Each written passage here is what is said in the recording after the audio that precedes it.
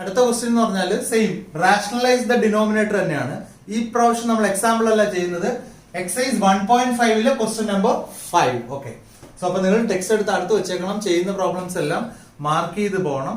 In case number സിസ്റ്റത്തിൽ ഏതെങ്കിലും പ്രോബ്ലങ്ങൾ ഈ പാർട്ടുകളെല്ലാം തീരുമ്പോഴത്തേക്ക് ഏറ്റവും അവസാനം നോക്കിയാൽ മതി. ഈ പാർട്ടുകളെല്ലാം അവസാനിക്കുമ്പോഴത്തേക്ക് ഞാൻ പറയും.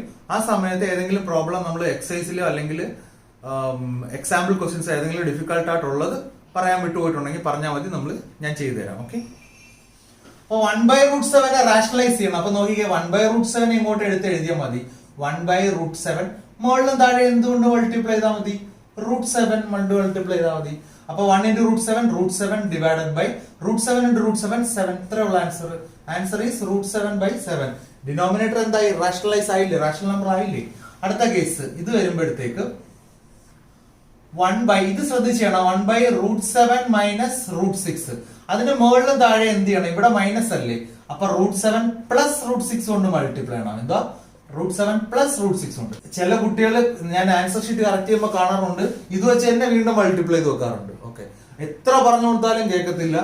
റാഷണലൈസ് ചെയ്യുമ്പോൾ √7 മൈനസ് √6ന്റെ കോൺജുഗേറ്റ് √7 പ്ലസ് √6 തന്നെ എടുക്കണം. ഓക്കെ, അപ്പൊ നോക്കിയാ √7 പ്ലസ് √6 ഇൻറ്റു 1 എന്ത് വരും? √7 പ്ലസ് √6 ഡിവൈഡ് ബൈ ഇതിനെ മൾട്ടിപ്ലൈ ചെയ്യുമ്പോൾ ശ്രദ്ധിക്കണം ഏത് ഫോം ആയത്? a plus B into a minus B, a square minus B square. അതായത് ഫസ്റ്റ് ടേമിന്റെ സ്ക്വയർ മൈനസ് എത്ര? സെക്കൻഡ് ടേമിന്റെ സ്ക്വയർ. എല്ലാ ക്വസ്റ്റ്യനിലും ഇങ്ങനെയാണെന്ന് കരുതരുത്, അതുകൊണ്ട് സൂക്ഷിച്ച് വേണം ചെയ്യാൻ. ഓക്കെ, അപ്പൊ √7 പ്ലസ് √6 ഡിവൈഡഡ് ബൈ √7 സ്ക്വയർ എത്ര? 7 മൈനസ് √6 സ്ക്വയർ എത്ര? 6. That is equal to √7 plus √6 divide by 7 minus 6 എന്താ? 1 എഴുതണമെന്നില്ല, ഇത്രയുള്ള ആൻസർ. ഓക്കെ, സോ ഡിനോമിനേറ്റർ 1 ഇട്ടാലും പ്രശ്നമില്ല. എനിവേ ഇതിന്റെ ഡിനോമിനേറ്റർ ഇപ്പൊ റാഷണലൈസ് ആയല്ലോ. ഓക്കെ, ഇനി അടുത്തത് ഈ ക്വസ്റ്റ്യൻ എന്താ നോക്കിക്കേ, 1/√5 പ്ലസ് √2. അപ്പൊ നമുക്ക് എന്ത് എഴുതാം? 1/√5 പ്ലസ് √2 എഴുതിയിട്ട് മുകളിലും താഴെയും എന്ത്? √5 പ്ലസ് ആണോ? അല്ല, √5 മൈനസ് √2 കൊണ്ട് എന്ത് ചെയ്യണം? മൾട്ടിപ്ലൈ ചെയ്യണം. അപ്പൊ √5 മൈനസ് √2 ഇൻറ്റു 1 √5 മൈനസ് √2 അത് തന്നെ എഴുതാം. ഓക്കെ, ഇനി ഇത് ഏത് form? a plus B into a minus B, a square. That means first ടേമിന്റെ സ്ക്വയർ മൈനസ് എന്താ? സെക്കൻഡ് ടേമിന്റെ സ്ക്വയർ. അപ്പൊ എന്ത് കിട്ടും? √5 മൈനസ് √2 ന്യൂമറേറ്റർ കിട്ടും. √5ന്റെ സ്ക്വയർ 5 മൈനസ് √2ന്റെ സ്ക്വയർ മിക്ക ആൾക്കാരും 4 ഒക്കെ എഴുതി വെക്കുന്നുണ്ട്. √2ന്റെ സ്ക്വയർ എന്ത് തന്നെ? 2 തന്നെ. ചെയ്ത് പഠിക്കുമ്പോൾ കറക്റ്റ് ചെയ്യും. ആൻസർ ഷീറ്റിനകത്ത് ചിലപ്പം 5ന്റെ സ്ക്വയർ 25 എഴുതി വെക്കും, √2ന്റെ സ്ക്വയർ 4 ഒക്കെ എഴുതി വെക്കും. അപ്പൊ ആലോചിക്കുക, √5ന്റെ സ്ക്വയർ 5 ആണ്, √2ന്റെ സ്ക്വയർ 2 ആണ്. അപ്പൊ വളരെ ശ്രദ്ധിച്ച് ചെയ്യുക. ഈസി സെക്ഷൻ ആണ്, പക്ഷെ കാൽക്കുലേഷൻ തെറ്റിക്കാതിരിക്കുക. അപ്പൊ എന്ത് കിട്ടും? √5 മൈനസ് √2 ഡിവൈഡ് ബൈ 5 മൈനസ് 2 എത്ര? 3. ഇത്രയുള്ള ആൻസർ. ഓക്കെ, അപ്പം വീഡിയോ പോസ്റ്റ് ചെയ്തതിനു ശേഷം ഇത് എഴുതിയെടുക്കാം. അടുത്ത സെക്ഷൻ എന്ന് പറഞ്ഞാല് page number 24 laws of exponents of real numbers. So അപ്പൊ ഞാൻ കുറച്ച് റിസൾട്ടുകൾ എഴുതിയിടാം. ആ റിസൾട്ടിന്റെ കൂട്ടത്തിൽ തന്നെ ചെറിയ എക്സാമ്പിൾസും പറഞ്ഞുതരാം. അപ്പോൾ ഈ ഒരു സെക്ഷൻ കണ്ടതിന് ശേഷം നല്ലപോലെ എഴുതി പഠിച്ചതിന് ശേഷം അല്ലെങ്കിൽ ആ ഇക്വേഷൻസ് ഒക്കെ കാണാതെ പഠിച്ചതിന് ശേഷം മാത്രമേ അടുത്ത പ്രോബ്ലം ചെയ്യാൻ പോകൂ. അപ്പൊ നമുക്ക് ഈ സെക്ഷൻ നോക്കാം. First one, a raised to m into a raised to n is equal to a raised to m plus n എന്നുള്ളതാണ്. അപ്പൊ ശ്രദ്ധിച്ചേ, ഇതിന് എക്സാമ്പിൾ എങ്ങനെയാന്ന് വെച്ചാല് ഇപ്പം 5 raised to 3 into 5 raised to 2 is equal to 5 raised to 3 plus 2 is equal to 5 raised to 5. Okay, അതായത് ഇത് base. Okay, ഇത് രണ്ടും എന്തുവാ? ബേസ്. ഇത് രണ്ടും എന്താ? പവർ. അപ്പൊ ബേസ് ആണ് a എന്ന് പറയുന്നത്, പവർ ആണ് m എന്നും. അപ്പൊ ഈ രണ്ടെണ്ണം മൾട്ടിപ്ലൈ ചെയ്തേക്കുവാണ്. ഇതിന്റെ ബേസസ് ഈക്വൽ ആണ്. സോ പവേഴ്സ് തമ്മിൽ എന്ത് ചെയ്തേക്കുന്നു? ആഡ് ചെയ്തേക്കുന്നു. സോ അപ്പൊ നമുക്ക് എഴുതാം ബേസസ് ഈക്വൽ ആണെങ്കിൽ പവേഴ്സ് എന്ത് ചെയ്യാം? ആഡ് ചെയ്യാം. അപ്പൊ എഴുതാം if bases R equal add powers. ഇത് ഞാൻ നിങ്ങളുടെ എളുപ്പത്തിന് വേണ്ടി പറഞ്ഞിരുന്നതാണ്.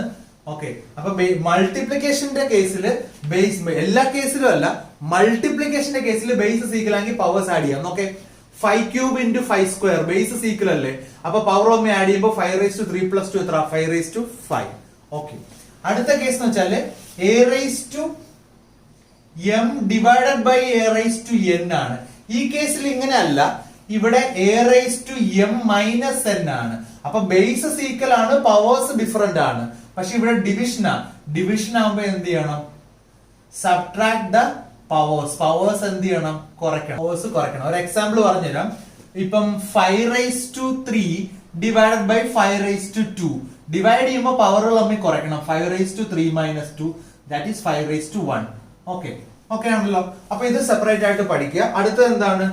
a⁻m the whole raised to n is equal to a⁻mn. Okay, a⁻m the whole raised to n is equal to a⁻mn. ഇതിന് എക്സാമ്പിൾ എഴുതുന്ന വെച്ചാല് 5�3 whole raised to 2 എന്ന് പറഞ്ഞാല് 5�3 into 2 that is 5�6. അപ്പം ഇത് രണ്ടുകൂടെ മിക്ക കുട്ടികളും തെറ്റിക്കാറുണ്ട്. ഓക്കെ, ഈ കേസ് അപ്പം ശ്രദ്ധിക്കണം, പവറുകൾ ആഡ് ചെയ്യുന്നത് പ്രൊഡക്റ്റിലാണ്, പവറുകൾ മൾട്ടിപ്ലൈ ചെയ്യുന്നത് ഈ ഒരു കേസില്ല.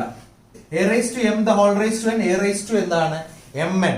ഇത് ഈ കേസിലാണ് ആഡ് ചെയ്യുന്നത്, ഈ കേസിലാണ് എന്ത് ചെയ്യുന്നത്? മൾട്ടിപ്ലൈ ചെയ്യുന്നത്. ഓക്കെ, അടുത്ത കേസ് എന്ന് പറഞ്ഞാല് a⁻m into b⁻m is equal to. അപ്പൊ നോക്കേ, പവറുകൾ ഈക്വൽ ആയിട്ട് വരുന്നു. നേരത്തെ എന്തായിരുന്നു? ബേസസ് ആയിരുന്നു ഈക്വൽ. അപ്പൊ പവറുകൾ ഈക്വൽ ആയിട്ട് വരുമ്പം ബേസിനെ ഒരുമിച്ച് എഴുതിയാൽ മതി, ab the whole raised to m. അല്ലെങ്കിൽ ഇതിനെ ഇങ്ങനെ പറയാം, a into b the whole raised to m എന്നും പറയാം. ഇതിന്റെ ആവശ്യമുള്ളൂ. അപ്പൊ അതിനൊരു എക്സാമ്പിൾ ഞാൻ പറയാം. ഇപ്പൊ 5³ into എത്ര?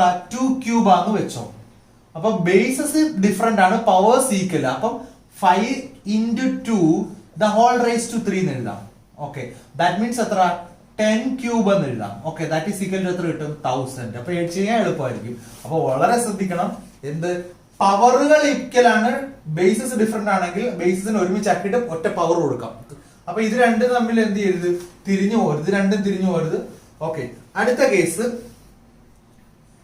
നമുക്ക് a⁻m by b⁻m is equal to. അപ്പൊ നോക്കിയ പവറുകൾ ഈക്വൽ ആണ് ഡിവിഷന്റെ കേസിൽ. അപ്പൊ നമുക്ക് ഇതിനെ ഒറ്റ കേസ് ആക്കാം, a/b the whole raised to m. അപ്പൊ ഇത് രണ്ടും ഒരു സെറ്റ് ആയിട്ട് കൺസിഡർ ചെയ്യാം അല്ലെ. മൾട്ടിപ്ലിക്കേഷന്റെ കേസിൽ പവർ ഈക്വൽ ആണെങ്കിൽ ആ മൾട്ടിപ്ലൈ രണ്ടിനെ ഒരുമിച്ചാക്കിയിട്ട് ഒറ്റ പവർ കൊടുക്കാം. ഡിവിഷന്റെ കേസിൽ പവർ ഈക്വൽ ആണെങ്കിൽ രണ്ടും കൂടെ ഒരുമിച്ചാക്കിയിട്ട് ഒറ്റ പവർ കൊടുക്കാം. അപ്പൊ ഇതൊക്കെ പ്രോബ്ലം വരുമ്പോൾ ചെയ്യാൻ പറ്റും. ഇതിനൊരു എക്സാമ്പിൾ നോക്കുവാണെങ്കിൽ 5³ ഡിവൈഡ് ബൈ 2³ ആണെങ്കിൽ നമുക്ക് 5/2 the whole cube എന്ന് എഴുതാം. ഓക്കെ, തൽക്കാലം ഇത്രയും എഴുതി വെക്കുക. അതിനുശേഷം 1-2 കേസും കൂടെ ഉണ്ട്. ഇത് ഇത്രയും എഴുതിയെടുക്കുക നീറ്റായിട്ട്. വീഡിയോ പോസ്റ്റ് ചെയ്തതിനു ശേഷം എഴുതിയെടുക്കുക. അതിന്റെ കൂടെ തന്നെ എഴുതാനുള്ളതാണ്. നോക്കിയേ, a⁻0 is equal to 1. അപ്പൊ അതെന്ന് വെച്ചാൽ ഇപ്പം എനി നമ്പർ നോക്കി ഇങ്ങനെ എഴുതി വെച്ചാൽ any number raised to 0 is equal to 1. For example ഇപ്പൊ 100 raised to 0 1, -1 raised to 0 1 എല്ലാം എന്താണ്? 1. അതാണ് a⁻0 is equal to 1.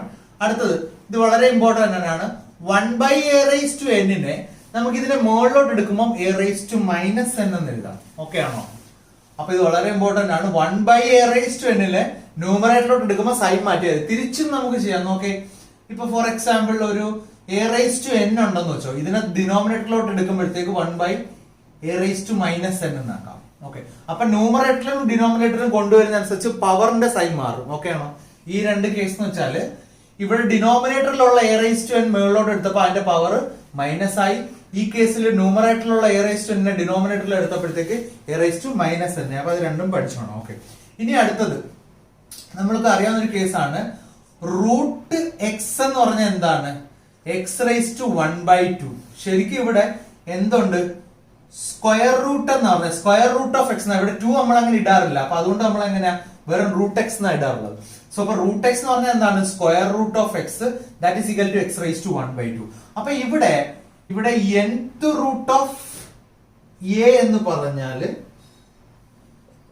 a⁻1/n ആയിരിക്കും. ഓക്കെ ആണോ?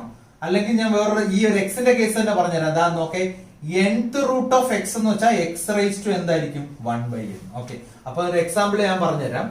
നോക്കേ, റൂട്ട് എക്സിന് നമുക്ക് എന്താ പറയാം? x⁻1/2. Cube root of X എന്ന് പറഞ്ഞാൽ x⁻ എന്താണ്? 1/3. ഇപ്പം 4th റൂട്ട് ഓഫ് a എന്ന് പറഞ്ഞാൽ അതിനെ പുറത്തെടുക്കുക, a⁻1/4. അത് എയും എക്സിന് പകരം എന്ത് വേണമെങ്കിലും നമുക്ക് എന്ത് ചെയ്യാം? വരാം. അപ്പം സ്ക്വയർ റൂട്ട് ഓഫ് എക്സ് എന്ന് വെച്ചാൽ x⁻1/2, nth root of a എന്ന് വെച്ചാൽ a⁻, ഈ n അങ്ങ് മുകളിൽ പോകും 1/n. nth root of X എന്ന് വെച്ചാൽ x⁻1/n. ഓക്കെ, അപ്പൊ ഇത്ര എഴുതിയെടുക്കുക.